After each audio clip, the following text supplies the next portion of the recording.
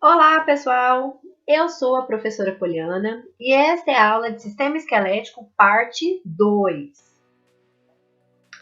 Bom, o sistema esquelético possui conceitos aí que são importantes de serem diferenciados.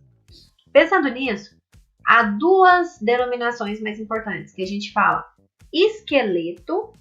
Esqueleto se refere ao conjunto de ossos e cartilagens que se interligam formando o arcabouço do animal, desempenhando várias funções.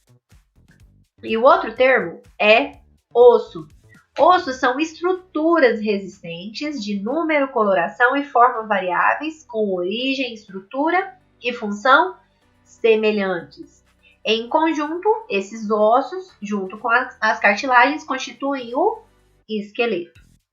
E além disso, nós temos a osteologia como sendo a ciência que estuda os diversos tipos de ossos. Nem só de osso é constituído o sistema esquelético.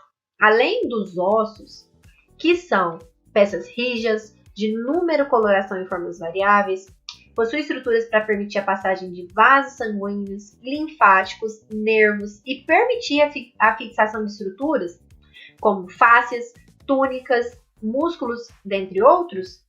Nós temos também as cartilagens. As cartilagens, elas são células cartilaginhas a partir de condrócitos e uma matriz semissólida que confere propriedades elásticas do tecido. Sabe a porção entre um osso e outro, de contato entre um osso e o outro? É comum a gente observar lá um tipo de cartilagem que funciona como uma película de revestimento. E ela é chamada, inclusive, de cartilagem articular. Sabe por realizar 6 funções.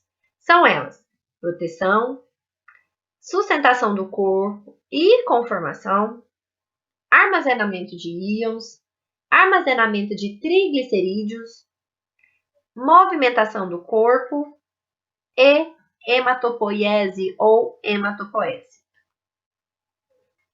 A função de proteção, ela vai ser voltada principalmente para os órgãos de funções vitais, ou seja, aqueles cuja qualquer alteração pode ser altamente prejudicial e culminar no óbito da pessoa.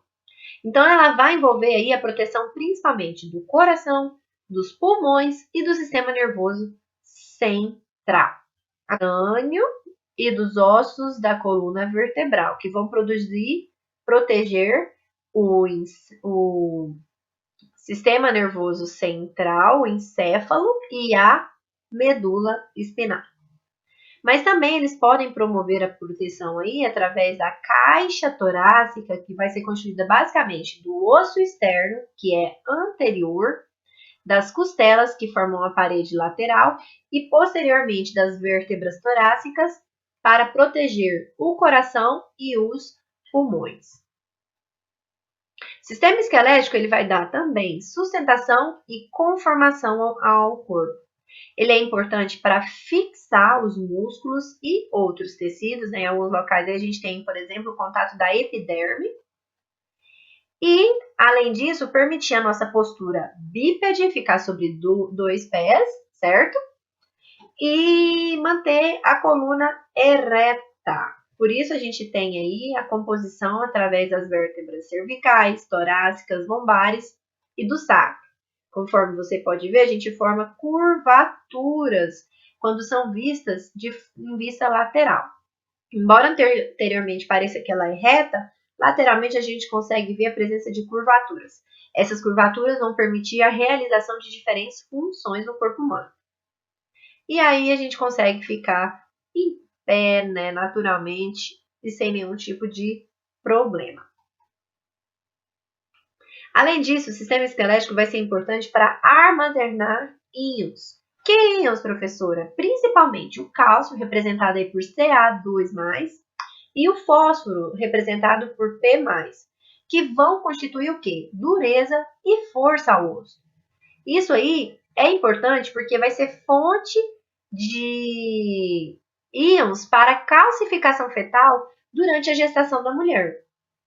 O tipo de tecido ósseo da região medular, ele é o quê? Esponjoso, E em caso de deficiência de íons, pode ocorrer a diminuição da densidade óssea, que é observada através da densitometria óssea. E a pessoa pode vir a desenvolver o que a gente chama de osteoporose, onde as trabéculas elas se tornam maiores, né? E aí isso gera aí a fragilidade óssea que pode culminar com fraturas. Além disso, o sistema esquelético ele vai armazenar triglicéridos ou triglicérides. O que é isso, professora? Isso aí é um tipo de gordura do nosso corpo. Inclusive, quando a pessoa faz aquele exame de lipidograma, onde ela avalia as frações de gorduras presentes no corpo humano para verificar o desenvolvimento de obesidade ou qualquer doença relacionada com o coração, o triglicérides é uma das frações aí que faz parte desse exame. E é uma gordura. Essa gordura, ela é armazenada por meio da medula óssea, né, que vai ter a presença aí de algumas células da gordura, que são os adipócitos. E aí ela vai estar localizada justamente no canal medular, que é aquela parte onde tem um buraco, a cavidade do osso. É como se fosse o tutano de um osso animal aí. E aí o sistema esquelético também é responsável por realizar a hematopoese ou hematopoese. O que é isso? Vai se referir exatamente ao segundo tipo de medula óssea, que é a medula óssea do tipo vermelha. Essa medula óssea do tipo vermelha vai ser aquela que vai participar da produção de elementos figurados do sangue. Quem são esses elementos figurados do sangue? São as hemácias, responsáveis por carrear oxigênio, os leucócitos, responsáveis pela defesa do corpo humano, e as plaquetas, que mantêm relação com o sistema cascata de coagulação, sendo altamente importante aí na contenção de hemorragias, por exemplo. Lá na medula óssea, você vai ter dois tipos de células precursoras, células muito jovens, que a gente chama de linhagem mieloide, que foram originadas a partir de uma célula-mãe, e células linfóides. As células mieloides vão estar relacionadas com a produção dos elementos figurados, hemácias, plaquetas, por exemplo, neutrófilo, que é um tipo de leucócito. Enquanto que a célula linfóide está relacionada com a produção de linfócitos. Então, lá você pode ver os glóbulos vermelhos, as hemácias, os monócitos, que são as células aí circulantes, que quando elas passam para os tecidos, elas passam a ser chamadas de macrófago. E no caso do tecido ósseo, elas são chamadas de osteoclastos. Também nós temos eosinófilos, que estão relacionados com a produção de resposta contra eumintos, os vermes, eles mesmos, e também aí de alergias.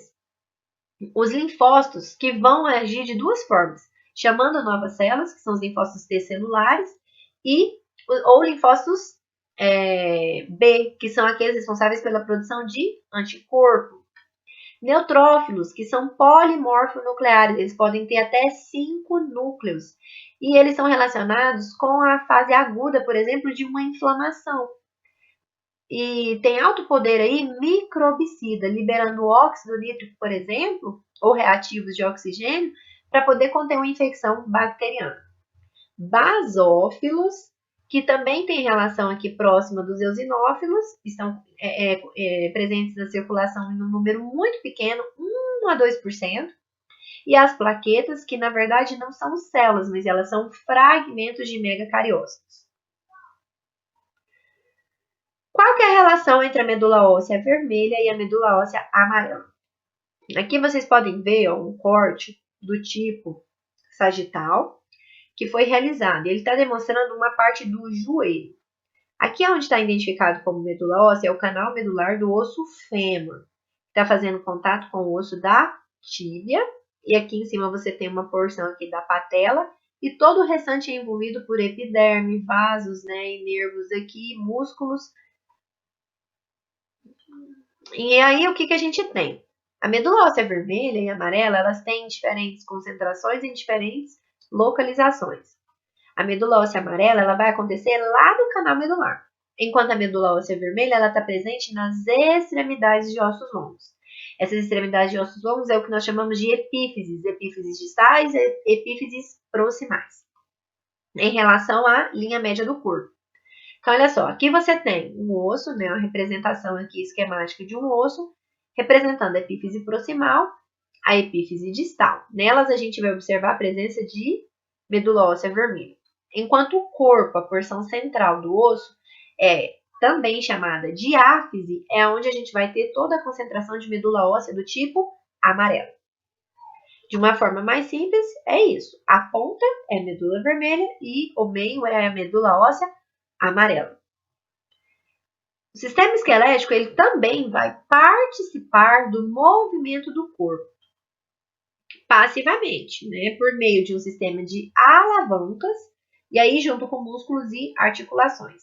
A partir de 3 pontos aqui que a gente chama de resistência, força e apoio, nós podemos ter essas alavancas desenvolvendo de uma forma que nós chamamos de primeira classe ou interfixa, segunda classe ou interpotente, terceira classe ou interresistente. E assim observar diferentes tipos de movimentos com diferentes tipos de ossos e músculos e articulações participando, que será visto lá na nossa aula de músculo. Essa foi a nossa segunda aula de sistema esquelético. Eu espero vocês na terceira aula.